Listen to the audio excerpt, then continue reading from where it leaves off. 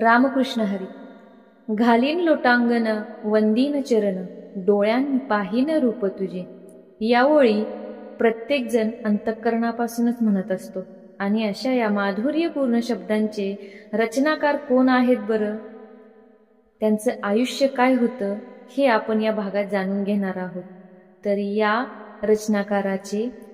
रचनाकार आहेत श्री संत नामदेव महाराज आणि त्यांच्या समाधी सोहळ्यानिमित्त त्यांचं चरित्र आपण या भागात पाहणार आहोत। तसेच नामदेव महाराजांची वंशावळ, त्यांचा जन्म, त्यांच्या घरी जनाबाई कशा आल्या, नामदेवकालीन महाराष्ट्र कसा होता आणि वारकरी संप्रदायाची प्रथा, ह्या सर्व गोष्टी आपण त्यांच्या चरित्रामध्ये पाहणार आहोत।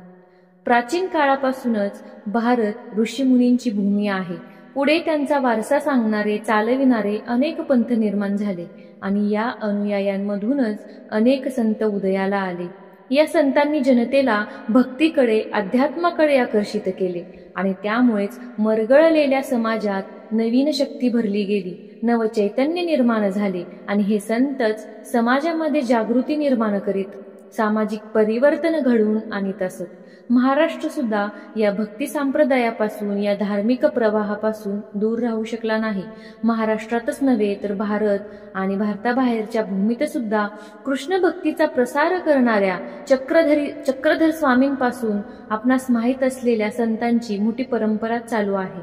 महाराष्ट्रातील या संत परंपरेचा विचार करता ही परंपरा नाथ संप्रदायाचा प्रभाव असलेली दिसून येते। चक्रधर स्वामी हे नाथपंथीय संतांचेच प्रवर्तक होते। महाराष्ट्रात मात्र या संप्रदायाचे दोन प्रवाह दिसून येतात। यामध्ये समाजापासून दूर राहून उपासना करणारा एक प्रवाह, तर संसारात राहून घरगृहस्थी सांभाळत उपजीविकेसाठी कामधंदा व्यवसाय करीत भक्ती करणारा, साधना किंवा उपासनेत सहभागी होणारा दुसरा प्रवाह आणि या प्रवाहांपैकीच एक म्हणजे वारकरी संप्रदाय होय। वारकरी संप्रदायाची सुरुवात करणारा आद्य प्रवर्तक कोण हे नक्की सांगता येत नाही। आपण ज्ञानेश्वरांपासून या पंथास जास्त प्रमाणात समजू लागलो, पण त्यांच्या आधी त्यांचे आजोबा पंजोबा सुद्धा नित्य नेमाने आषाढी आणि कार्तिकीची पंढरपूरची वारी ते करीत होते। एक मात्र खरे की ज्ञानेश्वरी हा या संप्रदायाचा प्रमाण ग्रंथ मानला जातो आणि तसेच आराध्य दैवत विठ्ठल होय। ज्ञानेश्वरी सारख्या अप्रतिम ग्रंथाची रचना केली संत ज्ञानेश्वरांनी, पण पंढरपूर आणि पांडुरंगाचे महत्त्व वाढविण्याचे, ते पसरविण्याचे श्रेय जातं ते श्री संत नामदेवरायांकडे। नाथ संप्रदाय खऱ्या अर्थाने गोरखनाथांपासून सुरू होतो आणि ही एक गुरु शिष्य परंपरा आहे। ज्ञानेश्वर माऊलींच्या आधी मुकुंदराज होऊन गेले। त्यांचा काळ इसवी सन 1128 ते 1196 होता। त्यांनी विवेक सिंधू या अप्रतिम ग्रंथाची रचना केली, पण वारकरी संप्रदायाशी तसा त्यांचा संबंध आलाच नाही। म्हणूनच वारकरी संप्रदाय मराठी प्रदेशाच्या बाहेर पोचविण्याची श्रेय नामदेव महाराजांनाच जाते। पंढरपूर निवासी मोरोपंतांसारखे ज्येष्ठ कवींनी श्री नामदेवरायांचे श्रेष्ठत्व आपल्या काव्यात वर्णन केले आहे। ते म्हणतात, नारद मुनीचे जे समूह व्रत तेची नामदेवांचे, याने प्रसिद्ध केले विठ्ठल हे भव्य नाम नामदेवांचे। वारकरी संप्रदायात ज्ञानेश्वरांनी लिहिलेल्या ओव्या आणि हरिपाठा इतकंच आणि त्यांच्या अभंगा इतकंच नामदेव महाराजांच्या अभंगांनाही महत्त्वाचे स्थान प्राप्त झाले आहे। आपल्या दैनंदिन किंवा विशेष प्रसंगी देवाची पूजा केली जाते आणि पूजेनंतर आपण आरती करतो, पण या सर्व व्रतांची सांगता करण्यासाठी आपण सर्वजण शेवटी म्हणतो, घालीन लोटांगण वंदीन चरण, डोळ्यान पाहीन रूप तुझे, प्रेमे अलंगीन आनंदे पूजिन, भावे ओवाळीन म्हणे नाम। हा नामदेवांनी लिहिलेला अभंग आणि हा अभंग म्हटल्याखेरीज कोणतेच देवकार्य पूर्ण होत नाही। ज्ञानेश्वरांबरोबरच नामदेवांनी महाराष्ट्रात भागवत धर्म पसरविला, पण त्यांच्याबरोबर पांडुरंग भक्तीची बीजे राजस्थान आणि पंजाबमध्ये सुद्धा पोहोचवून ती अंकुरविण्यास मदत केली। नामदेवरायांच्या पंजाब यात्रेचं फलित म्हणजे त्यांच्या अनेक अभंगांचा समावेश शिखांचा धर्मग्रंथ गुरुग्रंथ साहेब यात समाविष्ट केला असून त्याला मुखबाणी असे म्हणतात। नामदेवांचा जन्म महाराष्ट्रात ज्या काळात झाला त्या काळचा इतिहासात आपल्याला दिसून येतं की त्या काळात महाराष्ट्रात सामाजिक आणि सांस्कृतिक अशा अनेक घडामोडी घडत होत्या. म्हणूनच ऐतिहासिक दृष्टीने हा काळ अतिशय महत्त्वाचा गणला जातो. नामदेव महाराजांचा जन्म ज्या घराण्यात झाला ती वंशवेल अशी होती यदुशेठ रेळेकर आणि त्यांना हरिशेठ मुलगा. हरिशेठ यांच्या पत्नी बायजाबाई, हरिशेठ यांना गोपाळ शेठ नावाचे पुत्र, त्यांच्या पत्नी गंगाबाई, आणि गोपाळ शेठ यांना 2 पुत्र गोविंद शेठ आणि रघु शेठ. पुढे रघु शेठ यांची वंशावळ वाढलेली नाही. गोविंद शेठ यांना 2 मुलगे नरहर शेठ आणि जिवाजी शेठ. नरहर शेठ यांच्या पत्नी लिंबाबाई आणि जिवाजी शेठ यांच्या पत्नी काशीबाई. नंतर नरहर शेठ यांना दामाजी शेठ, त्यांच्या पत्नी गोनाई आणि दामाजी शेठ यांच्या पोटी नामदेव महाराजांसारखं रत्न जन्माला आलं. आता नामदेव महाराजांची वंशावळ पाहिली. श्री विठ्ठल भक्ती आणि पंढरपूरची वारी यांची परंपरा असलेलं हे रेळेकर कुटुंब, आणि हे कुटुंब महाराष्ट्राच्या मराठवाडा विभागात परभणी जिल्ह्यातील नरसी बामणी नावाच्या गावात राहत होते. यदुनाथ शेट्टी हे या घराण्याचे मूळ पुरुष होते. ते स्वतः विठ्ठलाची भक्ती करायचे आणि दरवर्षी आषाढी एकादशीच्या दिवशी पंढरपूरला जायचे. पुढे हीच परंपरा त्यांचा मुलगा हरी व त्यांचा मुलगा गोपाळ शेट्टी आणि त्यांची पत्नी गंगाबाई यांनी पुढे चालवली. पुढे या घराण्याच्या प्रत्येक पिढीच्या प्रत्येक सदस्यांनी हा वारसा उत्तम प्रकारे स्वीकारला, जतन केला, चालवला आणि पुढच्या पिढीच्या हाती सोपविला. या भक्तीच्या जोपासण्यामुळे संपूर्ण घराण्यात आणि संपूर्ण घरातच एक प्रकारचे भक्तीचे धुंद वातावरण निर्माण झालेले असायचे. गोपाळ शेट्टींनी गोविंद शेट्टी आणि रघु शेट्टी हे 2 मुले. हरीचा विवाह बायजाबाई नावाच्या मुलीबरोबर झाला आणि त्यांचे वडील यदु शेट्टी हे नरसीबामणी गावात कापड विणण्याचा व्यवसाय करीत असत. ते पांडुरंगाचे निस्सीम भक्त होते, तसेच ते एकवचनी होते. त्यांची पत्नी ही धार्मिक वृत्तीची, पतीच्या धार्मिक भावनेत गुंतून संसार आणि प्रपंच करणारी. आपले पती यदु शेट्टी यांना चांगली साथ देत होती. हरी शेट्टी हे सुद्धा आपल्या वडिलांसारखेच धार्मिक प्रवृत्तीचे होते. त्यांची बायको बायजाबाई ही धार्मिक प्रवृत्तीची. हरी शेट्टी नेहमी लोकांना पंढरपूरची वारी करण्यासाठी जाताना पाहत. आल्या गेल्या लोकांकडून पंढरपूरच्या सोहळ्याची, पांडुरंगाच्या दर्शनाने मिळणाऱ्या आत्मिक समाधानाची, आनंदाची माहिती ते ऐकत असत आणि त्यामुळे त्यांच्याही मनात उत्सुकता निर्माण झाली. पंढरपूरला जाण्याची ओढ त्यांना वाटू लागली. आपल्या मनात निर्माण झालेल्या इच्छेप्रमाणे त्यांनी पंढरपुराला जाऊन श्री विठ्ठलाचं दर्शन घेण्याचं निश्चित केलं आणि ते पंढरपूरला गेले आणि तो सोहळा त्यांनी याची देही याची डोळा अनुभवला आणि पांडुरंगाचे ते सावळे सुंदर मनोहर रूप पाहिले. त्यांचे मन अत्यानंदानं भरून गेलं आणि त्यांना ब्रह्मानंद झाला. येथून हलूच नये असे त्यांना वाटू लागले आणि त्यामुळे ते जरी परत नरसीबामणी या आपल्या गावात त्यांच्या घरी परतले तरी त्यांच्या डोळ्यापुढून त्या सोहळ्याचं रम्य दृश्य आणि पांडुरंगाचं अनुपम्य दर्शन हलतच नव्हतं. त्यानंतर त्यांनी आषाढी कार्तिकीच्या वारीस पंढरपूरला जाण्याचा नेम कधीच चुकू दिला नाही. काही दिवसांनी हरी शेट्टींचे वडील यदु शेट्टी आणि त्यांची पत्नी ते दोघेही मृत्यू पावले. त्यानंतर हरी शेट्टी आणि बायजाबाई यांना मुलगा झाला. त्याचं नाव गोपाळ शेट्टी. गोपाळ शेट्टी मोठे झाल्यानंतर त्यांचं लग्न गंगाबाई नावाच्या मुलीबरोबर झाले. गोपाळच्या लग्नानंतर थोड्याच दिवसात त्यांची आई बायजाबाई सर्वांना सोडून गेल्या. त्यामुळे हरी शेट्टींच्या मनात विरक्तीची भावना निर्माण झाली. मग त्यांनी आपला व्यापार व्यवसाय आपला मुलगा गोपाळ याच्या हाती सोपवला आणि आपला दिवसाचा सगळा वेळ पूजा अर्चा भजन नामस्मरणात घालविण्यास सुरुवात केली.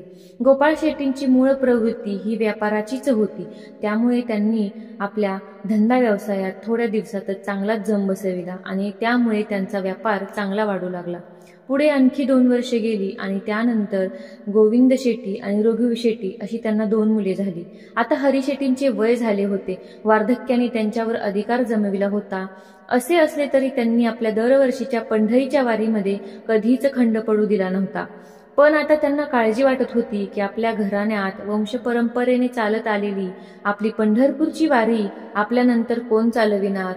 एके दिवशी हरी शेट्टींनी आपला मुलगा गोपाळ याला जवळ बोलवून घेतलं आणि त्यांच्याजवळ आपल्या मनात असलेल्या पंढरपूरच्या वारी संबंधीची रुखरुख बोलून दाखवली. तसे ते म्हणाले, तुम्ही या संबंधी काही काळजी करू नका. आपली ही एक जबाबदारी मी आनंदाने पार पाडीन. आपण आता म्हातारे झालात, थकलात, म्हणून या वर्षी तुम्हाला वारीला जाता येणार नाही. या वर्षीपासून मीच वारीला सुरुवात करतो. आपला मुलगा गोपाळने असं आश्वासन दिल्यामुळं हरिशेट्टींचं मन निश्चिंत झालं आणि मनातील काळजी दूर झाली. मग ते आपल्या मुलाला म्हणाले, मी जरी थकलो असलो तरी या वर्षीची शेवटची वारी करून येतो. यानंतर पुढच्या वर्षी वारीला तू जा. गोपाळने आपल्या वडिलांच्या इच्छेस मान दिला आणि त्याप्रमाणे हरिशेट्टी त्यावर्षी स्वतःच पंढरपूरला गेले. तेथे गेल्यावर त्यांनी अतिशय भक्तिभावाने चंद्रभागा नदीत अंघोळ केली. पांडुरंगाचे दर्शन घेण्यासाठी मंदिरात गेले आणि गाभाऱ्यात जाऊन त्यांनी विठ्ठलाच्या चरणावरती मस्तक ठेवलं आणि पांडुरंगाला विनंती केली, हे देवा, मी आता म्हातारा झालो आहे, शरीर पार थकून गेलं आहे. तेव्हा तुझ्या दर्शनासाठी इथे पंढरपूरला दरवर्षी येणे मला आता यापुढे जमणार नाही. म्हणून तुझ्या या पावन चरणावरच मला ठाव दे. या चरणावर मला चिर विश्रांती दे. अशी विनंती करून ते सावळे सुंदर रूप त्यांनी डोळे भरून पाहिले आणि आपल्या हृदयात ठेवले. पांडुरंग चरणाला मिठी मारली आणि त्यानंतर हरिशेट्टी तेथून उठलेच नाही. त्यांचा आत्मा पांडुरंगामध्ये सामावून गेला. हरिशेट्टींच्या अनन्यसाधारण भक्तीमुळेच साक्षात पांडुरंगाने त्यांना आपल्यात सामावून घेतले होते. गोपाळ शेट्टी याला आपल्या वडिलांचा पंढरपूर येथे पांडुरंगाच्या चरणावरतीच मृत्यू झाल्याची बातमी त्या गावातील अन्य वारकऱ्यांकडून कळली. त्यांना फार वाईट वाटले, पण मागे राहणाऱ्याला प्रत्येकालाच आपले पुढचे आयुष्य जगावं लागते. त्याप्रमाणे गोपाळ शेट्टी थोड्याच दिवसानंतर परत आपल्या व्यापारधंद्यात लक्ष घालू लागले. हळूहळू ते वडिलांच्या मृत्यूचे दुःख विसरले. पण आपण वडिलांच्या जिवंतपणी त्यांना त्यांच्या पश्चात आपण पंढरपूरची वारी करू या दिलेल्या आश्वासनाचा सुद्धा पूर्ण विसर पडला. काही दिवसानंतर गोपाळ शेट्टींच्या पत्नी गंगूबाईंचे निधन झाले व पाठोपाठ काही दिवसातच त्यांचा धाकटा मुलगा रघु शेट्टी यालाही मृत्यूने कवटाळले. या अकस्मात झालेल्या आघाताने मग गोपाळाला आपल्या वडिलांनी दिलेल्या वचनाची आठवण झाली. यावेळी आपणास या वचनाचे विस्मरण झाल्याने आपली पंढरपूरची वारी चुकली याबद्दल त्यांना खूप पश्चाताप झाला. त्यानंतर मात्र दरवर्षीच्या वारीला ते न चुकता पंढरीला जाऊ लागले. त्यांचा हा वारसा त्यांनी आपला मुलगा गोविंद याला दिला. घरच्या वातावरणामुळे लहानपणापासूनच गोविंद हा देखील पांडुरंगाचा परमभक्त बनलेला होता. त्यामुळे त्यांनी आनंदाने पंढरपूरच्या वारीची परंपरा पाळत होते. त्यांचा संसार सुखात चालला होता. त्यांना नरहर आणि जिवाजी अशी 2 मुले होती. मुले पुढे मोठी झाली. योग्य वयात त्यांची लग्न झाली. नरहरच्या बायकोचे नाव लिंबाबाई तर जिवाजीच्या बायकोचे नाव काशीबाई. नरहर हा आपल्या वडिलांबरोबर लहानपणापासूनच कधीकधी पंढरपूरच्या वारीसाठी जात होते.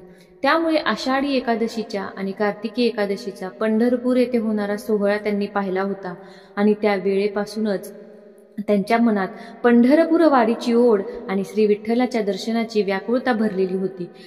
वडिलांच्या पश्चात त्यांच्या मनातील विठ्ठल भक्तीची गोडी आणखीनच वाढली आणि त्यामुळे पंढरपूरच्या वारीची परंपरा त्यांनी आनंदाने पुढे चालवली. नरहर आणि लिंबाबाई या विठ्ठल भक्त दाम्पत्याला पुढे एक मुलगा झाला. त्यांचे नाव दामाशेट्टी. दामाशेट्टी म्हणजेच श्री पांडुरंगाचे आवडते भक्त संत नामदेव महाराज यांचे वडील.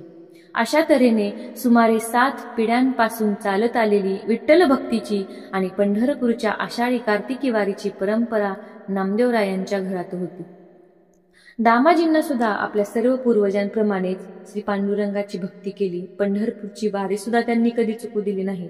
ते म्हणत, विठ्ठला परते दैवत नाही. दामाजी शेट्टी सुद्धा नरसीबामणी या परभणी जिल्ह्यातील गावातच राहत होते. नरसीबामणी गावापासून जवळच औंढ्या नागनाथ हे ठिकाण आहे. 12 ज्योतिर्लिंगांच्या स्थानापैकी ते एक स्थान आहे.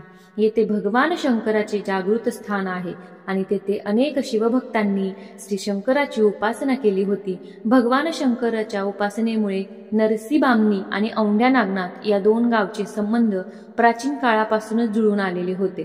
दामाशेट्टी व्यवसायाने शिंपी होते. लोकांचे 4 कपडे शिवून द्यावेत, पैसे मिळवावेत व कुटुंबाचा उदरनिर्वाह करावा हे त्यांचे जीवन आणि त्याचबरोबर ते आपल्या दुकानात विक्रीसाठी कापड देखील ठेवत असत. कापडाच्या विक्रीमधूनही त्यांना 4 पैसे मिळत असत. रोज सकाळी उठल्यानंतर आंघोळ झाल्याबरोबर घरातील पांडुरंगाची ते पूजा करीत उठता बसता वेळ मिळेल तेव्हा विठ्ठलाचे नामस्मरण करत असत. रात्रीच्या वेळी ते पांडुरंगाच्या भक्तीचे अभंग म्हणत बसायचे आणि दरवर्षीची आषाढी कार्तिकीची पंढरपूरची वारी त्यांनी कधी चुकू दिली नाही. आपल्या वंश परंपरेत त्यांनी कधीच खंड पडू दिला नाही. अशा तऱ्हेने नामदेवांच्या घरात चालत आलेली ही विठ्ठल भक्तीची उत्कटता पिढी दर पिढी वाढतच चालली होती. दामाजींच्या तर रक्तातच थेंबाथेंबातून विठ्ठलांची भक्ती वाहत होती. जणू काही त्यांच्या घराण्यातील विठ्ठल भक्तीच्या धुंद वातावरणाने त्यांना पार भारावून टाकले होते. कामधंदा करीत असताना त्यांची वाणी नेहमी श्री विठ्ठल नामाचा घोष करीत असायची. दामाजी मोठे झाले, जनरूढीप्रमाणे त्यांचे वय झाले आणि नरसीबामणी गावापासूनच जवळच कल्याणी नावाचे गाव आहे, जिथे गोमाजी शिंपी राहत होते. त्यांना गोनाई नावाची मुलगी होती. या गोमाजींच्या गोनाईबरोबर दामाजींचा विवाह करण्यात आला. 2 माणसांचा संसार सुरू झाला. संसार मजेत चालला होता. गोनाई सुद्धा तशा हुशारच होत्या. घरातील सर्व कामे पटापटा करण्यात वाकबबर होत्या. त्या सुद्धा विठ्ठल भक्ती करीत. त्या व्यवसायात दामाजींना मदत करीत असे. घरचे काम, व्यवसाय, विठ्ठल भक्ती यात दोघांचा वेळ फार मजेत जात असे आणि व्यवसायामधून दामाजींना 4 पैसे मिळत होते. पण असे असले तरी गोनाईला असले सुख आवडत नव्हते. तिला हवे हवे लुटूलुटू चालणारे, घरभर रांगरणारे, बोबडे बोलणारे, स्वतःच्या कडे खांद्यावर खेळणारे लहान मूल, तशी ती रोजच विठ्ठलाला प्रार्थना करायची. पण देवाने अद्याप त्यांची प्रार्थना ऐकली नव्हती आणि म्हणूनच त्यांना हे बाकीचे सुख काही रुचत नव्हते. शेवटी पांडुरंगाची केलेली भक्ती त्यांना पावन झाली आणि गोनाईचे म्हणणे त्यांनी ऐकले आणि लवकरच त्यांना दिवस गेले. योग्य कालावधीत त्या प्रसूत झाल्या आणि त्यांनी एका कन्यारत्नाला जन्म दिला आणि तिचे नाव ठेवलं आऊबाई. आऊ दिसायला सुंदर गुटगुटीत होते. रंगाने गोरीपान, तिचे डोळे टपोरे पाणीदार. ती घरभर रांगू लागली की दामाजी गोनाईला आनंद वाटायचा, पण मनात लगेच उदासीनता भरून जायची. मुलगी काय, आज ना उद्या दुसऱ्याच्या घरी जायची, ते परक्याचं धन, मग वंशाला कुलदीपक हाच मुलगा असता तर. दामाजी आणि गोनाई दोघेही परत परत श्री पांडुरंगाला विनवणी करत, देवा एकतरी मुलगा दे. त्यांच्या घराशेजारीच मुलांबरोबर आऊ खेळत असे, पण गोनाई म्हणायची, मला मुलगा हवा म्हणजेच मी खरी सुखी होईन. देव आपले ऐकत नाही हे पाहून गोनाई दिवसेंदिवस खंगत चालली होती. तिची स्थिती पाहून दामाजी अस्वस्थ होत असत. मनात असे दुःख असलं तरी त्यांनी पांडुरंगाचाच आधार वाटत होता. त्यांनी पांडुरंगाची भक्ती अजिबात सोडली नाही. पूजा अर्चा, नामस्मरण यात उणेपणा येणार नाही याबाबत ते दक्ष असत. रोज सकाळी उठून स्नानादी आटपून श्री विठ्ठलाची पूजा अर्चा, नामस्मरण केल्याशिवाय ते दोघेही तोंडात पाणी सुद्धा घेत नसत. नंतरच ते व्यवसायाकडे वळत आणि श्री विठ्ठलाला नैवेद्य दाखविल्याशिवाय ते कधीच जेवत नसत. एकादशीचा उपवास करीत. दामाजी शेट्टींचे एक मित्र होते. ते दामाजी शेट्टींना म्हणाले, दामा, तू पंढरपूरलाच का राहायला येत नाहीस? नरसीबामणीपेक्षा पंढरपूर गाव फार मोठा आहे. तिथे तुला जास्त काम मिळेल, धंदा चांगला चालेल, तुझ्या हातात 4 पैसे येतील, चांगले सुखाचे दिवस दिसतील. मित्राचे म्हणणे दामा शेट्टींना योग्य वाटले आणि त्यांनी गोनाईला हे सांगितले. गाव सोडण्याचा निर्णय सांगितला. प्रथम त्यांनी आडेवेळे घेतले, पण दामाजी शेट्टींनी त्यांची समजूत काढल्यानंतर त्यांना पटले. नरसीबामणी गाव सोडून पंढरपूर येथे राहायला जाण्याचा निश्चय पक्का झाला.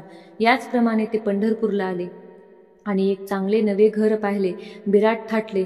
धंदा व्यवसाय करीत ते आनंदाने राहू लागले. घरापासूनच जवळ श्री विठ्ठल रखुमाईचं मंदिर. दोघे पती-पत्नी रोज विठ्ठल दर्शनासाठी मंदिरात जात आणि सोबत आऊला सुद्धा नेत. हा नित्यनेम कधी चुकवला नाही. गोनाई रोज विठ्ठलाला विनवित असे, पांडुरंगा, मला एकतरी मुलगा दे, दुसरे काहीही नको. शेवटी विठ्ठलाचे हृदय पाझरले. त्यांनी गोनाईचे म्हणणे ऐकले आणि देवाच्या भक्तीनं गोनाईच्या ओटीत फळ घातलं. तिला परत एकदा दिवस गेले आणि शेवटी आता नक्की वंशाला दिवा मिळणार या विश्वासानं दोघांना खूप आनंद झाला आणि या आनंदाने ते 9 महिने भुरकन उडून गेले. तो आनंदाचा दिवस उजडला. कार्तिक शुद्ध एकादशी शके 1192 पंढरपूरच्या श्री पांडुरंगाच्या भेट सोहळ्याचा मुख्य दिवस आणि या शुभदिनी गोनाईने मुलाला जन्म दिला. आता दोघांना हवे ते मिळाले होते. दोघांना अतिशय आनंद झाला.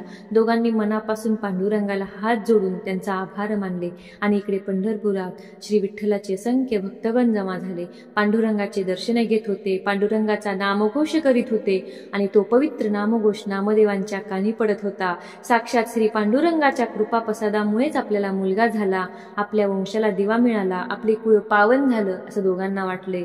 आणि गोनाईच्या आनंदाचे वर्णन करताना संत एकनाथ महाराज म्हणतात, द्वारकेहुनी विठू पंढरीये आला, नामयाचा पूर्वज दामा शेती वाहिला. दामा आणि गोनाई नवसी विठूसी, पुत्र देई आम्हा देव भक्तिराशी. तोच नामदेव जन्मे शिंपियाचे कुळी, भक्ती ते पाहुनी वेधला वनमाळी. एका जनार्दनी परंपरा कथी येली, धन्य धन्य विठू अनाथांची माऊली, अनाथांची माऊली. या संत जनाबाई ह्या नामदेव महाराजांच्याच घरात लहानाच्या मोठ्या झालेल्या आणि त्या नामदेवांच्या जन्मानंतर या कुटुंबात आल्या. पण त्यांनी सुद्धा नामदेवांची कथा एका अभंगातून सांगितलेली आहे. त्या म्हणतात, गोनाईने नवस केला, देवा पुत्र देई मला, शुद्ध दे कोणिया भाव, पोटी आले नामदेव, दामा शेती हरुषला, दासी जनीने ओवाळेला. तसे पाहता हे सारे संत हे साक्षात्कारी पुरुष असतात. ते आपल्या साधनेनं उपासनेनं देवरूप झालेले असतात. त्यामुळे जे कोणी त्यांचे चरित्र सांगतात त्यांना सामान्य जनतेच्या लौकिक जीवनात ज्या गोष्टी घडतात त्या त्यांच्या बाबतीतही सांगाव्यात. हे भाविक मनाला पटत नाही. पण संत म्हणजे देवरूप आणि त्यांचा जन्म सामान्य माणसासारखा वर्णन करून सांगावयाचा हे त्या भाविक मनाला पटत नाही. म्हणून मग पुढे अशा संतांच्या जन्माबद्दलच्या अद्भुत कथा तयार होतात. संत नामदेवांच्या जन्माबाबत अशीच एक अद्भुत कथा संत चरित्रकार महिपतबुवा यांनी सांगितलेली आहे. अशा या अद्भुताच्या माध्यमातून लोकमानसातील एक श्रद्धा सूचित होते की भक्त नामदेव हे थोर उपासक आणि उद्धवाचे अवतार आहेत. घरात नव्याने जन्मलेल्या बाळाचे सर्वजण कोडकौतुक करीत होतं. सर्वांनी त्यांच्यासाठी हाताचा पाळणाच केला होता. सर्वांच्या चेहऱ्यावरती आनंदाला उधाण आलं होतं. आणि एक दिवशी गोनाईंनी दामाशेट्टीला विचारले, अहो बाळाचं नाव काय ठेवायचं? दामाजी म्हणाले, आपलं बाळ म्हणजे पांडुरंगाचा कृपाप्रसाद, त्यांच्या नामस्मरणाचं फळ. आपल्या ईश्वराचे नाम हेच देव झाले, म्हणूनच आपल्या बाळाचं नाव ठेवूया नामदेव. अशा तऱ्हेनं हे बाळ पुढं नामदेव म्हणून ओळखले जाऊ लागलं. दामाजींच्या घरात रात्रंदिवस पांडुरंगाचे नामस्मरण चाले आणि या धार्मिक वातावरणातच नामदेव लहानाचा मोठा होऊ लागला. घरात तसंच घरांच्या बाहेरही धार्मिक वातावरण आणि या धार्मिक वातावरणाचे संस्कार बाळ नामदेवाच्या मनावर घडत होते. नामदेव म्हटलं की त्यांच्या जोडीने एका स्त्री संताचं नाव घेतलं जातं, ते म्हणजे संत जनाबाई. लहानपणापासूनच जनाबाई नामदेवांच्या घरात वाढल्या. नामदेवांच्या संगतीत वावरल्या, धावल्या, खेळल्या. बालपणीचे थोडे बहुत खेळ त्या नामदेवाच्या संगतीनेच खेळल्या. त्यांच्या संगतीत श्री पांडुरंगाचं दर्शन घेतलं. कधी पूजा अर्चा तर कधी पूजा अर्चा केली. नामदेवाच्या संगतीनंच पांडुरंगाच्या भक्तीत रंगून गेल्या. मराठवाड्याने दिलेले हे आणखी एक भक्तीच्या कोंदणातलं स्त्रीरत्न. मराठवाड्यातल्याच परभणी जिल्ह्यात गंगाखेड गाव आहे आणि ते आहे गोदावरीच्या काठी. या गावात एक शूद्र दाम्पत्य राहत होते. नवऱ्याचे नाव होते दमा आणि पत्नीचे नाव होते कारुंड. दमा गावभर मिळेल ते काम करायचे आणि पत्नीसह आपला उदरनिर्वाह चालवायचा. पत्नी कारुंड ही घरातील कामकाज पाहायची. दोघांची राहणी अगदीच साधी होती, पण या दोघांची मन मात्र विशाल होती. ती सर्वांशी नेहमी सत्यानेच वागायची. त्यांचं वागणं सरळ असल्यानं त्यांचा स्वभाव सर्वांनाच आवडायचा. दमा हा भगवत भक्त होता. नित्यनेमाने विठ्ठलाची पूजा अर्चा करायचा, श्री पांडुरंगाचे नामस्मरण करायचा. आषाढी कार्तिकीची पंढरपूरची वारी नित्यनेमाने करायचा. त्यांचा संसार असा सुखात चालला होता. कधी कुणाशी कुरबुर नाही, तक्रार नाही. दिवस कसे आनंदात चालले होते. संसार सुरळीत चालला असला तरी दोघेही मनातून अस्वस्थ होते. त्यांच्या घरात त्यांच्या अंगाखांद्यावर खेळणारं मूल नव्हतं आणि रोज पांडुरंगासमोर हात जोडून प्रार्थना करायचे. एकदा एकादशी दिवशी दमा आणि कारुंड दोघेही विठ्ठलाच्या दर्शनाला गेले आणि दोघांनी करुणा भाकली, देवा आम्हाला संतती सुख लाभू दे. त्या रात्री दमा झोपला आणि त्यांची प्रार्थना विठ्ठलाच्या कानावरती गेली. आणि रात्री पांडुरंग दमाच्या स्वप्नात गेले. दमाला म्हणाले, दमा, मी तुमची सेवा पाहिली आहे. तुम्ही सत्य धर्मात आणि सरळपणानेच वागता. मी तुमच्यावर प्रसन्न आहे. पण तुमच्या नशिबात मुलगा मात्र नाही. तुला मुलगी होईल. तिची पूर्वपुण्याई फार मोठी आहे. म्हणून तिचं नाव जनाबाई ठेव आणि बाळपणी ती तुमच्या घरातच राहील. पण तिचा संबंध नामदेवाच्या चरित्राशी येणार आहे. म्हणून मोठी झाल्यावर तू तिला नामदेवाचे वडील दामा शेट्टी यांना अर्पण कर आणि तिथे ती वाढेल, मोठी होईल व नामदेवांबरोबरच तिचाही नावलौकिक वाढेल. सकाळ झाली. दमा उठला आणि उठल्याबरोबर त्यांनी आपल्या पत्नीला रात्री पाहिलेलं स्वप्न सांगितलं आणि त्यांनी हात जोडून पांडुरंगाचं नामस्मरण केलं. पांडुरंगाच्या कृपेने कारुंडाला दिवस गेले. 9 महिन्यांनी ती प्रसूत झाली. ईश्वरी संकेताप्रमाणे तिला मुलगी झाली. स्वप्नात पांडुरंगाने सांगितल्याप्रमाणे तिचं नाव जनाबाई ठेवलं. दिसा मासा जणी वाढत होती, खेळत होती. आई वडिलांना, आपल्या बाळलेल्यांना आनंद देत होती. आई वडिलांकडून भक्तीचे संस्कारही तिच्यावरती घडत होते. आई वडील घरात अभंग म्हणायचे, ते जनाबाई ऐकायच्या. ते अभंग ती गुणगुणायच्या आणि ते सर्व अभंग ऐकता ऐकताच तिला पाठ होऊन गेले होते. आणि ते पाठ झालेले अभंग ती आईवडिलांना परत म्हणून दाखवायची. आणि तिचा गोड आवाज ऐकणाऱ्या शेजाऱ्या पाजाऱ्यांना सुद्धा भरपूर आनंद व्हायचा. आई वडिलांना तिचं कौतुक वाटायचं. जणी थोडी मोठी झाली आणि एकदा दमा आणि कारुंड जनीला घेऊन विठ्ठलाच्या दर्शनाला पंढरपूरला गेले. एकादशी होती. गावातील गल्लीबोळातून भजन चालू होतं. टाळ मृदुंगाचा आवाज ऐकू येत होता. ते तिघे मंदिरात आले. तिथेही टाळ मृदुंगाचा आवाज येत होता. बुक्का व तुळशीच्या मंजिरांचा वास दरवळत होता. श्री विठ्ठलाच्या नावाचा घोष चालू होता. पांडुरंग पांडुरंग पांडुरंग पांडुरंग. कारुंडाने आणि दमाने पांडुरंगाला नमस्कार केला. मग जनाला हात जोडून मनोभावे देवाला नमस्कार करण्यास सांगितले. जनाबाईंनी हात जोडले, मनोभावे देवाला नमस्कार केला आणि ती पांडुरंगाच्या मुखाकडे एकटक पाहू लागली. पाहता पाहता तिथे तिची समाधी लागली आणि ती तिथून हलायलाच तयार नव्हती. वडील सारखे चला जाऊ चला जाऊ म्हणत होते, पण तिचे एकच उत्तर ठरलेले, तुम्ही जा, मी येणार नाही. अगं, आम्ही घरी जाऊन येऊ ग, वडील म्हणाले. पण जनीचे उत्तर एकच, मी येणार नाही, तुम्ही जा. शेवटी कारुंडाला रडूच आले. ती म्हणाली, अगं जना, तुला सोडून आम्ही कसे जाणार? आम्ही गेल्यावर तुझ्याकडे कोण पाहिल? तो विठ्ठल बघेल की. जना म्हणाली. शेवटी दमा आणि कारुंडाला म्हणाला, आपण जाऊन परत येऊ, चला. ते दोघी निघून गेले आणि रात्रभर जना देवळातच समाधी लावून बसली होती. सकाळ होऊ लागली आणि जना समाधीतून बाहेर आली आणि तिच्या बाळसुलभ मनाने आईवडिलांचा शोध घेतला.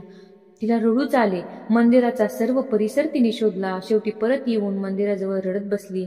नित्य नियमाप्रमाणे दामाजी शेट्टी पांडुरंगाच्या दर्शनाला सकाळी सकाळीच आले होते. दर्शन घेऊन बाहेर पडताना ही रडणारी जना त्यांना दिसली. त्यांनी तिची चौकशी केल्यानंतर तिला ते आपल्या घरी घेऊन आले. थोड्या वेळानं दमा आणि कारुंड श्री विठ्ठलाचे दर्शन घेऊन तेथून जनाला घेऊन जाण्यासाठी मंदिरात आले. मंदिरात जाऊन पाहता तो जना कुठे दिसना आणि दमाच्या मनावरती फार मोठा आघात झाला. त्यांनी तिथे शोध घेतला. येणाऱ्या जाणाऱ्यांकडे चौकशी केली. तेव्हा कळले की दामा शेट्टी एका रडणाऱ्या मुलीला आपल्या घरी घेऊन गेले आहेत.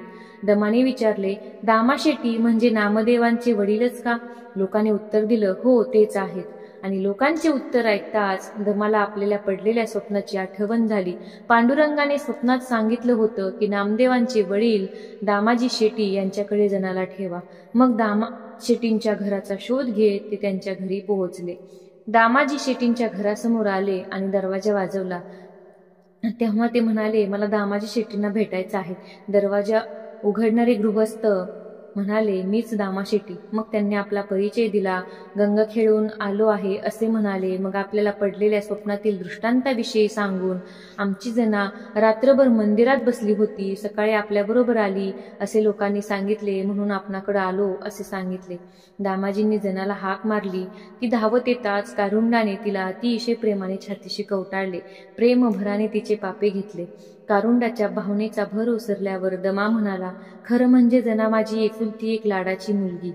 तशी ती मला जड नाही, पण मघाशी मी आपणास सांगितल्याप्रमाणे पांडुरंगाचा मला आदेशच होता की ती मी आपल्याला अर्पण करावी. त्याप्रमाणे माझी जना मी आपल्या चरणी अर्पण करतो, तिला आपल्या ओटीत घ्या.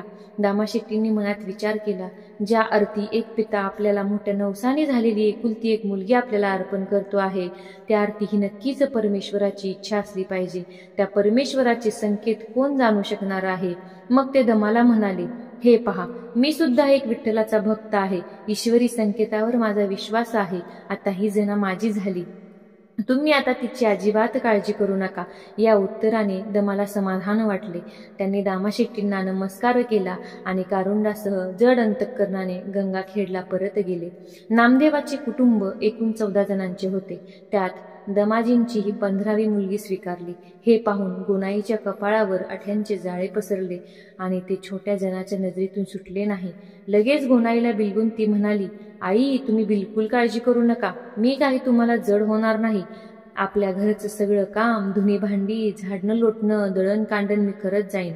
दामाजी पुढे आले आणि त्यांनी जनीला तिच्या हाती दिले आणि म्हणाले, ही देवाची ठेव आहे, तिला नीट सांभाळ. एवढीशा जनाची भक्ती गोनाईला कळली आणि तिची दिटाई, तिचा समजूतदारपणा आत्ताच अनुभवला होता. गोनाईनं तिला जवळ घेतलं आणि कुरवाळलं. दामाजींच्या घरात आता 2 मुले आनंदाने खेळत होती, बागडत होती. जनीला आता नामदेवाची सोबत मिळाली होती. जनीचे वडील दमा अधूनमधून पंढरपूरला येत आणि जनीला भेटत होते, तिला पाहत होते, तिच्याशी बोलत होते आणि ती आनंदात आहे पाहून ते समाधान मानत होते. पुढे जनाने आपल्या अभंगात नामदेवरायांच्या परिवाराचे वर्णन केले. ते असे, गोनाई राजाई सासू सुना, दामा नामा जान बाप लेक, नारा विटा गोंदा महादा 14 पुत्र, जन्मले पवित्र त्यांचे वंशी, लाडाई गोदाई येसाई साखराई, 14 सुना पहा नामयाच्या, लिंबाई ती लेकी आऊबाई बहिणी, वेडी पिशी जनी नामयाची, नामदेवाचे घरी 14 जन स्मरता हरी, 14 पुत्र 14 सुना नित्य स्मरती नारायणा, अनिक माये बाप पाही नामदेव राजाबाई, निंबाबाई लेकी आऊबाई बहिणी, 15वी ती दासी जनी. नामदेव आता 5-6 वर्षांचे झाले होते आणि त्यावेळच्या समाज रूढीप्रमाणे ते लिहायला वाचायला शिकू लागले. अधूनमधून वडिलांच्या कामात लुडबुड करू लागले आणि मागे सांगितल्याप्रमाणेच दमाशेट्टी रोज पांडुरंगाला नैवेद्य दाखविल्याशिवाय स्वतः जेवत नसत. घरात स्वयंपाक झाल्यानंतर ते स्वतःच नैवेद्याचे ताट घेऊन जात आणि देवाला नैवेद्य दाखवित असत. एकदा त्यांना बाहेरगावी जायचे होते आणि त्यांनी नामदेव महाराजांना जवळ बोलावून घेतले आणि सांगितले, आजपासून देवाला तू नैवेद्य घेऊन जात जा. नैवेद्य चांगला झाकून ने. अधेमध्ये त्यातलं काही खाऊन नैवेद्य उष्टा करू नकोस. मी ज्याप्रमाणे आधी देवाला जेवू घालतो मग मी जेवतो ते तू लक्षात ठेव. देव जेवल्याशिवाय आपण जेवायचे नाही. सर्व सूचना दिल्या आणि ते गावाला गेले. नामदेवांच्या आईनं नैवेद्याचं ताट भरून नामदेवांच्या हाती दिलं. नामदेव नैवेद्याचे ताट घेऊन मंदिरात गेले. गाभाऱ्यात मूर्तीच्या समोर ते ताट ठेवून दिलं. गाभाऱ्याबाहेर बसून देव नैवेद्य खाण्याची वाट पाहू लागले. त्यांना वाटलं की आता आपले वडील रोज देवाला नैवेद्य घेऊन येतात, म्हणजे देव नैवेद्य खात असले पाहिजेत. शिवाय वडील म्हणाले की देवाला जेवू घातल्याशिवाय मी जेवत नाही. याचा शब्दशः अर्थ नामदेवाच्या बाळमनाने घेतला. थोड्या वेळानं नामदेवांनी पाहिलं तर ताट तसंच भरलेलं. आणखी थोडा वेळ थांबून वाट पाहिली तरी ताट तसेच भरलेलं. त्यांना वाटले रोज वडील नैवेद्य घेऊन येतात, आज आपण आलो हे देवाला आवडलेलं दिसत नाही म्हणूनच देव जेवत नाही. मग त्यांना वाईट वाटलं. ते हात जोडून देवासमोर उभे राहिले आणि देवाला विनंती केली, हे देवा, रोज वडील येतात पण आजपासून नैवेद्य दाखविण्याचं काम त्यांनी माझ्यावर सोपविले आहे, तरी तू नैवेद्य लवकर खाऊन घे. विनंती करून नामदेव महाराज बाहेर येऊन थांबले. पुन्हा पाहतात तर ताट तसंच होतं. मूर्ती कुठे नैवेद्य खात असते का? पण नामदेवाला आता हे कसं काय समजावून सांगणार? त्यांना वाटलं आपल्या हातून काहीतरी चूक घडली आहे आणि म्हणूनच देव नैवेद्य खात नाहीत. ते परत हात जोडून देवाला म्हणाले, देवा, माझं काही चुकलं तर मी माफी मागतो, पण खरंच मी सांगतो, मी सकाळी चांगली स्वच्छ आंघोळ केली आहे, नैवेद्य झाकून आणला आहे, त्यात धूळ कचरा उडू दिला नाही आणि मी अजिबात कशाला बोट सुद्धा लावलं नाही आणि चाकूनही पाहिली नाही, म्हणजे तो उष्टाही झाला नाही. तू आता लवकर नैवेद्य खा, मला घरी जायला उशीर होतोय. आई घरी माझी वाट पाहत बसली असेल. तरीही देव जेवेना. शेवटी ते देवाला म्हणाले, देवा, मला उशीर झाला तर आई मारेल. तुम्ही नैवेद्य खात नाही. मी ताट तसेच नेले तर ती म्हणेल, तूच नीट नैवेद्य नेला नाहीस किंवा नीट नैवेद्य दाखविला नाही म्हणून देव जेवला नाही. दोन्ही बाजूंनी माझी पंचायत झाली आहे. तेव्हा आता जर का तुम्ही नैवेद्य खाल्ला नाही तरी ते तुमच्या पायावर डोके आपटून मी जीव देईन. तरी देव जेवेना. मग मात्र ते खरेच देवाच्या समोर बसले आणि आपलं डोकं देवाच्या पायावर आपटणार इतक्यात त्यांचा खांदा धरून कोणीतरी थांबवित असल्याचं त्यांना जाणविलं. त्यांनी डोळे उघडून पाहिलं तर संपूर्ण गाभारा तेजस्वी प्रकाशानं भरून गेला होता. मूर्तीमधून साक्षात देव बाहेर आले. पितांबर नेसलेला, अंगावरती उपर्ण घेतलेला, डोक्यावर सुंदर सोन्याचा मुकुट असलेला देव समोर साक्षात उभा होता. त्यांनी नामदेवांनी आणलेला नैवेद्य आनंदाने खाल्ला आणि परत गुप्त होऊन मूर्तीत जाऊन बसले. नामदेव मोकळे ताट घेऊन परत आले. नामदेवाला यायला उशीर झाला म्हणून आई दारातच त्यांची वाट पाहत थांबली होती. ते जवळ येताच आईंनी विचारलं, अरे नामदेवा, एवढा वेळ कुठे होतास आणि हे काय ताट मोकळेच? नैवेद्य कुठे आहे? तूच देवळात बसून खाल्लास का? कुठे सांडवून आला आहेस? अगं आई, नैवेद्य देवानेच खाल्ला. रोज नैवेद्य बाबा घेऊन जातात, पण आज मी नैवेद्य नेला म्हणून आज पुष्कळ वेळ देव नैवेद्यच खायना. शेवटी मी त्याला स्पष्ट बजावून सांगितलं की तू जर जेवला नाहीस तर तुझ्या पायावर डोकं आपटून मी जीव देईन. खरंच मी डोकं देवाच्या पायावर आपटायला वाकलो तेव्हा कुठे देव समोर आला आणि त्यांनी नैवेद्य खाल्ला. नामदेवरायांनी घडलेलं कथित सांगितलं आईला. आई म्हणाली, चल खोटा कुठला. अरे, देव कुठे नैवेद्य खातो का? ती तर पाषाणाची मूर्ती, माणसासारखे तिला थोडेच खाता येते. अगं आई, खरंच देवाने नैवेद्य खाल्ला. नामदेव महाराज परत म्हणाले. आई म्हणाली, नामदेवा, खोटं बोलू नये हा. खोटं बोलणारास देव शिक्षा करतो. बरं, नैवेद्य दाखवायच्या आधी खाल्लास की नैवेद्य दाखवून झाल्यावर खाल्ला ते तरी सांग. आपल्यावर आईचा विश्वास बसेना हे पाहून नामदेव म्हणाले, अगं आई, मी खरंच सांगतो, नैवेद्य मी खाल्ला नाही आणि सांडवला देखील नाही, तर खरंच देवानंच खाल्ला. अगदी पांडुरंगाची शपथ. तसं आई घाईने म्हणाली, अरे अरे, नको देवाची शपथ घेऊ. तू नक्की खोटं बोलत नाहीस. पण उद्या तू नैवेद्य घेऊन जाताना बाबांना बरोबर घेऊन जा. त्यांना बघू दे की तुझ्यासमोर देव कसा जेवतो ते. नामदेवांचे वडील संध्याकाळी परत आल्यानंतर नामदेवांच्या आईंनी दुपारचा घडलेला प्रकार त्यांना सांगितला आणि उद्या त्यांच्यासोबत जाऊन नामदेव नैवेद्याचे काय करतो ते पाहण्यास सांगितले. त्याप्रमाणे दुसऱ्या दिवशी नामदेव नैवेद्य घेऊन निघाले. सोबत वडील होते. मंदिरात गेल्यानंतर नामदेव गाभाऱ्यात गेले. वडील एका खांबाड उभे राहून पाहत होते. नामदेवांनी नैवेद्य देवासमोर ठेवला आणि हात जोडून वंदन करून म्हणाले, देवा, आज आता लवकर या. काल मला परत जायला उशीर झाला. आई रागवली. देवाने नैवेद्य खायला उशीर लावला, पण शेवटी नैवेद्य खाल्ला म्हणून सांगितले तर माझ्यावर विश्वासच ठेवला नाही. देवा, आज लवकर या आणि नैवेद्य खा. ताट तसंच परत घेऊन गेलो तर तुमच्यामुळे मी खोटारडा ठरेन. थोडा वेळ वाट पाहिली. देव जेवत नाही असे पाहून नामदेव म्हणाले, देवा, आज मी जास्त वेळ थांबणार नाही. हे पहा, आत्ताच मी डोके फोडून घेतो तुमच्या पायावर. तो डोकं आपटणार तेवढ्यात कालच्या प्रमाणेच मूर्तीतून देव प्रगटले. गाभाऱ्यात अप्रतिम तेज पसरले. साक्षात देवाचे रूप नामदेवांचे वडील दुरून पाहत होते आणि देव नामदेवाला म्हणाले, नामदेवा, तू भोळा आहेस. आज आणि फक्त आजच मी जेवतो, पण असा रोज हट्ट करून बसायचं नाही हा. अरे, माझ्यासमोर नुसता नैवेद्य ठेवून नमस्कार केला तरी तो मला पोहोचतो.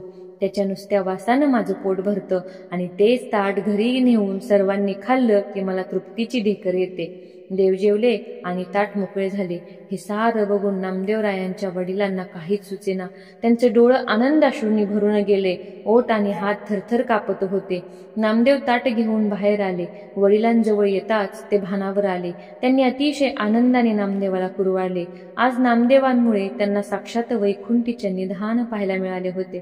हा मुलगा साधा नाही, असामान्य आहे आणि केवळ 6व्या वर्षी दगडाच्या देवाला जेवू घालण्याचं सामर्थ्य यांच्यात आहे.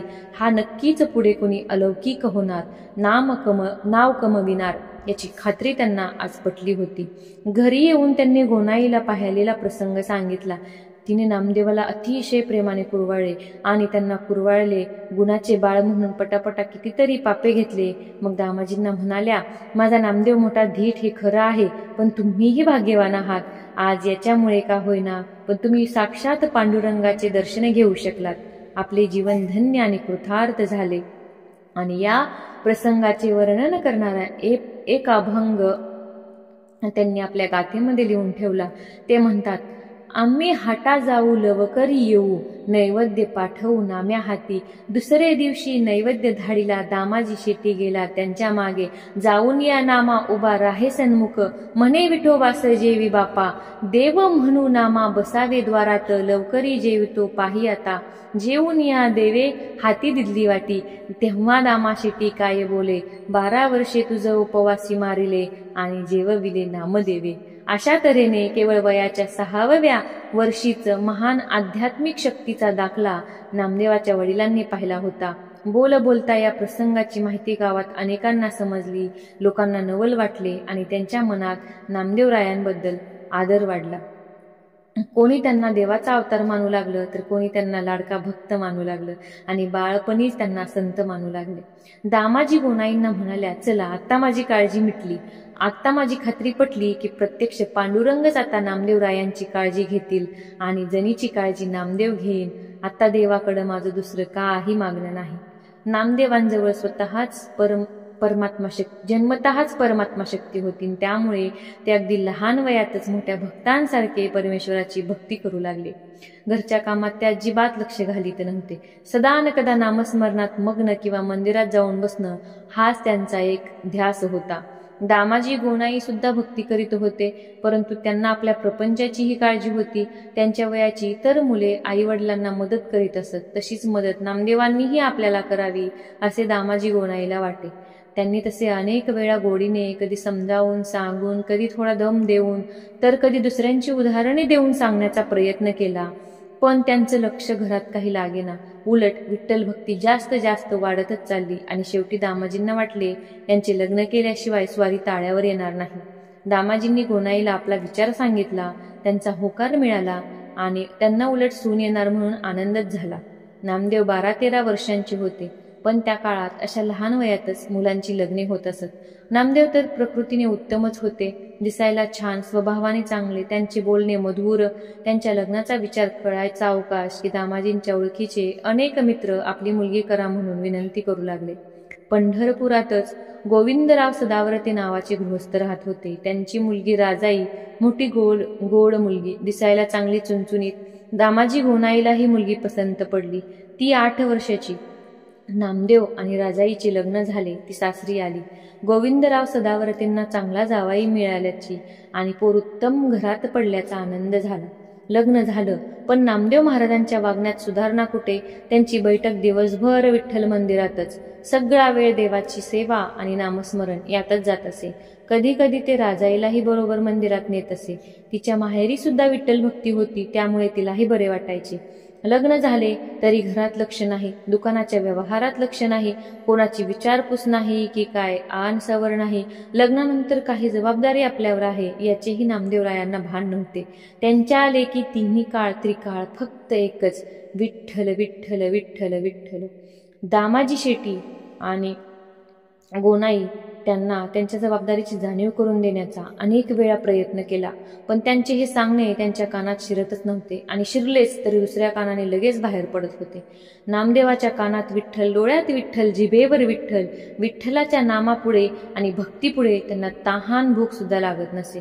एक दिवस दामाशेट्टींनी नामदेवाला आपल्याजवळ बोलावून घेतले आणि त्यांना म्हणाले, अरे आम्ही तुला किती वेळा समजावून सांगितले, पण तू तर अजिबातच मनावर घेत नाहीस. तुझे लग्न झाले, पण तुझा पोरकटपणा काही अजून गेला नाही. तू काही कामधंदाही करीत नाहीस, लक्षही देत नाहीस, कोणाची चौकशी विचारपूस करत नाहीस. तुझे सासरे काय म्हणतील, लोक काय म्हणतील याची जाणीव आहे का तुला? तुला जबाबदारीची जाणीवच नाही. उठ सूट मंदिरात जायचं, हाती चिपळ्या घेऊन दिवसभर विठ्ठल विठ्ठल करीत बसायचं. आम्ही भक्ती केलीच की, पण आमचा प्रपंच सांभाळून. म्हणूनच सांगतो, आता ते काही चालायचं नाही. उद्यापासून घर प्रपंच तूच पाहायचा. दुकानदारी तूच सांभाळायची, सगळे व्यवहार तुझे तूच पाहायचे, अगदी गावच्या बाजारला सुद्धा तूच जायचे. आणि लक्षात ठेव, व्यापाराची एक शिस्त आहे, ती तू पाळायलाच हवीस, नाहीतर व्हायचे लाखाचे 12,000. कुणालाही माल उधार द्यायचा नाही. मालाची सारी किंमत लगेचच्या लगेच रोख मोजून सगळीच्या सगळी घ्यायची. व्यापारात भीड ठेवायची नाही. नेहमी दक्षतेने राहायचं, दक्षतेने व्यवहार करायचा. नामदेव वडिलांना म्हणाले, बाबा ठीक आहे, मी व्यापार करावा अशी तुमची इच्छा आहे तर मी उद्या नव्हे तर आजपासूनच व्यापारात लक्ष घालतो. नामदेवरायांचे उत्तर ऐकून दामाजी शेट्टींना फार समाधान वाटले. त्यांची काळजी मिटली होती. त्यांनी आपल्या व्यवहारामधील बारकावे खाचाखोचा आणखी एकदा नामदेव महाराजांना समजावून सांगितले आणि आपला व्यापार नामदेवरायांच्या स्वाधीन केला. दुसऱ्या दिवशी नामदेव सकाळी लवकर उठले, स्नान आटोपले, पांडुरंगाचे नामस्मरण करून पांडुरंगाचे दर्शन घेतले, कापडाचे बांधलेले गाठोडे काखेत अडकविले, आई वडिलांचा आशीर्वाद घेतला.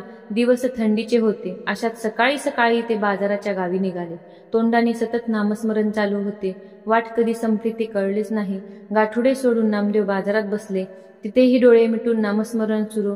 गिराईक येई, नवीन दुकानदार काही बोलत नाही हे पाहून पुढे जाई. इतर व्यापाऱ्यांनी आपला माल हातोहात संपवित आणला. नामदेवाची बोटभर चिंधीही विकली गेली नाही. संध्याकाळ झाली. सर्व व्यापारी परत निघाले. नामदेवरायांनी गाठोडे बांधले, परत निघाले. गार पडू लागले होते. गावाच्या बाहेर आले. एका शेताच्या तालीला काही दगड लावले होते. नामदेवांनी पाहिले. त्यांचे मन द्रवले. बिचारे गरीब, कोणी त्यांच्याकडे लक्ष देत नाहीत. पहा थंडीत कसे कुडकुडत आहेत. यांना आपण पांघरायला आपलं कापड देऊ, बिचाऱ्यांचं थंडीपासून रक्षण तरी होईल. नामदेवरायांनी गाठोडे ठेवलं. कापड घेऊन एका मोठ्या दगडाकडे गेले आणि विचारले, काय गणोबा, तुम्हाला हे कापड चालेल ना? पहा किती छान आहे. काय म्हणता? पैसे नाहीत, पण पुढच्या आठवड्यात देणार ना? नक्की ना, नाहीतर माझे वडील रागवतील बर का.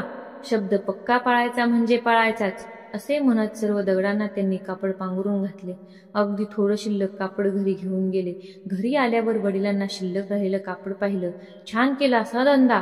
पहिल्याच दिवशी माझ्यापेक्षाही जास्त कापड विकलंस. पैसे कुठे आहेत? नामदेव म्हणाले, बाबा काय सांगू तुम्हाला. अहो, बाजारात संबंध दिवस बसलो पण व्यापार झालाच नाही. परत निघालो तर वाटेत त्या गावचेच धोंडोबा भेटले. ते म्हणाले, मला कापड घ्यायचे पण आता पैसे नाहीत. पुढच्या बाजारात येशील तेव्हा नक्की देतो. मी विचार केला, अगदी पहिल्याच दिवशी काही व्यापार झाला नाही असे नको व्हायला. उधार तर उधार. माल देऊन टाकला आणि घरी आलो. वडील म्हणाले, अरे वेड्या, मी बजावून सांगितलं होतं की माल उधार द्यायचा नाही. आता बसा, कसले पैसे मिळत आहेत? तू त्यांना चांगलं ओळखतोस तरी का? नामदेव म्हणाले, हो, प्रत्येक वेळी ते मला भेटतात. बिचारे आपले घर सोडून कुठं म्हणून कुठंच जात नाहीत. खोटं तर कधीच बोलत नाहीत. देवच त्यांचा पाठीराखा आहे. वडील म्हणाले, ठीक आहे, तुझ्यावर विश्वास ठेवतो, पण पुढच्या वेळी आठवणीनं पैसे वसूल करायचे. निदान जामीन म्हणून, गहाण म्हणून त्यांच्याकडून काहीतरी घेऊन यायचं. लक्षात ठेव, उधारीने धंदा बुडत असतो. नामदेवराया म्हणाले, पुढच्या बाजाराला गेले. नामदेवराया हो म्हणून पुढच्या बाजाराला गेले. पाहतात तो पुन्हा गणोबा उघडे. खरे म्हणजे शेताच्या मालकाने एवढे कपडे, तेही नवे पाहिले तेव्हा ते ताबडतोब घरी नेले. मूर्ख व्यापारी म्हणत तो मनातल्या मनात हसला होता. नामदेवरायांनी मागच्याप्रमाणे सर्व दगडांना कपडे घातले आणि म्हणाले, काय म्हणता, आजही पैसे नाहीत? अहो, मागच्या आठवड्यात मी तुम्हाला उधार कपडे दिले म्हणून मला वडील फार फार रागवले. आज परत रागवतील म्हणून तुम्ही जामीन द्या काहीतरी. काय म्हणता, या दगडोबांना घेऊन जाऊ? बरं, चला दगडोबा माझ्याबरोबर माझ्या घरी. जामीन म्हणून तुम्हालाच वडिलांच्या ताब्यात देऊन मी मोकळा होतो. असं म्हणत नामदेव महाराजांनी तो भला मोठा दगड गाठोड्याच्या कपड्यात बांधला आणि डोक्यावर घेऊन घरी आले. वडील घरी नव्हते. राजाई गोनाई पाहिलं, एवढं जड काय आहे? पाहतात तो मोठा दगड. नामदेव तळघरात गेले, दगड ठेवला, बाहेर येऊन कुलूप लावले. वडील आले आणि विचारलं तेव्हा नामदेव म्हणाले, दगडोबांना जामीन म्हणून घेऊन आलो आहे. गोनाई रागाने म्हणाल्या, मसनाचा दगडोबा आहो, याने एवढा मोठा दगड आणून तळघरात कुलूप लावून ठेवलाय. वडील म्हणाले, अरे नामदेवा, खरंच तुझं डोकं फिरले. वेडा झालायस वेडा. अरे दगड कुणी जामीन म्हणून आणतं का? आणि तो कुलपात कशाला ठेवलास? कोण खातंय त्याला? चल आधी बाहेर टाकून दे. कंदील घेऊन ते नामदेवांबरोबर तळघरात गेले आणि कंदिलाच्या उजेडात त्यांना तो दगड पिवळा धम्मक असल्याचे पाहिले. वर आणून गोनाई राजाईला दाखवला. हो हो, सोन्याचाच होता तो. एवढा मोठा सोन्याचा दगड. बाप रे, सगळे आश्चर्यात बुडून गेले आणि ही वार्ता सर्वत्र पसरली. लोक येऊन दगड पाहू लागले. ज्या शेतकऱ्याच्या बांधाचा हा दगड होता त्याला ही बातमी कळाली. त्याला लोभ सुटला आणि ते नामदेवांकडे आले आणि म्हणाले, नामदेवा, तो दगड माझ्या शेतातला आहे, माझ्या मालकीचा आहे. मुकाट्याने माझा दगड मला देऊन टाक. नामदेव म्हणाले, तुमच्या शेतातल्या धुंडोबाने घेतलेल्या कपड्यांचे पैसे द्या, तुमचा दगड घेऊन जा. पण माझ्या शेतात कोणी धुंडोबा नाही, मी कापड घेतले नाही. हे असं उलटसुलट भांडण जमले लोक म्हणाले, अहो बाबा, नामदेवाला जामीन म्हणून कपडे घेणाऱ्यानं दिलाय, असे दगड काय माळ्यावर पडतात होय? तो म्हणाला त्याप्रमाणे त्याचे पैसे द्या, दगड घ्या, साधा व्यवहार आहे का? ठीक आहे, किती पैसे झाले? असं म्हणून नामदेवांनी सांगितलेल्याप्रमाणे हिशोबाप्रमाणे पैसे चुकते केले. सर्वांदेखत तो दगड कपड्यात बांधून घरी आणला. आपण नामदेवाला कसं बनवलं, एवढ्याशा पैशात एवढं मोठं सोनं त्यांनी कसं मिळवलं, या आनंदात घरी आले. दगड खाली ठेवला आणि पाहतात तर काय, तो नेहमीच्या दगडासारखाच दगड होता. लोकांना जेव्हा कळलं तेव्हा ते म्हणाले, बरं झालं, लय गरीब गरिबांना नाडत होता, खोटं नाटं बोलून लुटत होता. पण देवाच्या घरी न्याय आहे आणि तो सगळ्यांचाच न्याय करतो. खोट्याच्या माती गोटा मारतो तो असा. पण नामदेवाच्या हात लागून दगडाचे सोने झाले हे लोकांनी पाहिलं तेव्हा नामदेवांच्या सामर्थ्याची पुन्हा एकदा सगळ्यांना साक्ष पटली. लोक नामदेवांना जास्त आदर देऊ लागले आणि देव मानून त्यांचे आशीर्वाद घेऊ लागले. ज्या शेतकऱ्यांनी तो धोंडा नेला तो परत आणून नामदेवाच्या दारात टाकला. लोक नामदेवांच्या हाताचा स्पर्श झालेला धोंडा म्हणून आजही मोठ्या भक्तिभावानं त्या दगडाची पूजा करतात. ह्या भागात आपण इथपर्यंतच त्यांचं चरित्र पाहणार आहोत आणि उर्वरित चरित्र त्यांचं भाग 2 मध्ये येईल. तुम्हाला हा भाग कसा वाटला ते नक्की कमेंटमध्ये सांगा. रामकृष्ण हरी.